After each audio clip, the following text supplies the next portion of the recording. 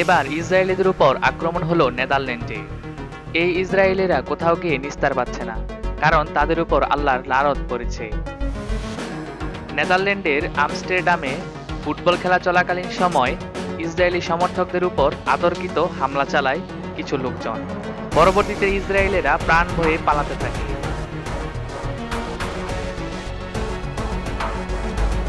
এর মাঝে জনপ্রিয় সংবাদ মাধ্যম রয়টার্স জানিয়েছে, ইসরায়েলিরা যখন স্টেডিয়ামের বাইরে অবস্থান করছিল, তখন তাদের উপর হঠাৎ করে মোটর বাইকে চলে কিছু লোক তাদের উপর অতর্কিত আক্রমণ চালায়, যার ফলে হুটহাট করে ইসরায়েলিরা এদিক সেদিক ছুটতে থাকেন। এই আক্রমণের ফলে 10 থেকে 15 জন ইসরায়েলি হসপিটালে ভর্তি হয়েছে এবং বাকিরা আহত। নেদারল্যান্ডের সরকার কাউকেই খুঁজে পাচ্ছে না, কারা এই ধরনের আক্রমণ চালিয়েছে তারও কোনো হদিস মিলছে না। ইতিমধ্যে ইসরায়েলের প্রেসিডেন্ট নেতানিয়াহু নেদারল্যান্ড সরকারকে এই হামলাকারীদের বিরুদ্ধে দ্রুত সময়ে পদক্ষেপ নিতে বলেছেন এবং একটি উদ্ধারকারী বিমানও পাঠিয়ে দিয়েছেন।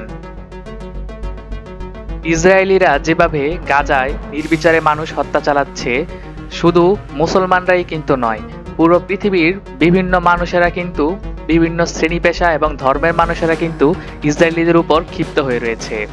যেখানেই তাদেরকে পাচ্ছে সেখানে কিন্তু বেদম মারধর করছে। তারই একটি প্রমাণ নেদারল্যান্ড। এই ধরনের সাম্প্রতিক ঘটনাগুলো সবার আগে জানতে চ্যানেলটিকে সাবস্ক্রাইব করে রাখুন।